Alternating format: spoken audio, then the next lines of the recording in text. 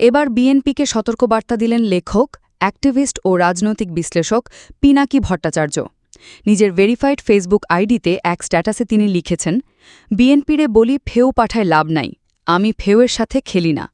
পেছনে লাগার জন্য বিএনপির কাছে আরও স্মার্ট কৌশল প্রত্যাশা করেন বলে জানান পিনাকি। পিনাকির সেই স্ট্যাটাস হুবহু তুলে ধরা হল। পিনাকি তার স্ট্যাটাসে লিখেছেন, একটা মজার জিনিস বলি, দুইজন আমার বিরুদ্ধে যা খুশি তাই কইয়া যাইতেছে, একজন তারেক আর একজন কলিমুল্লাহ।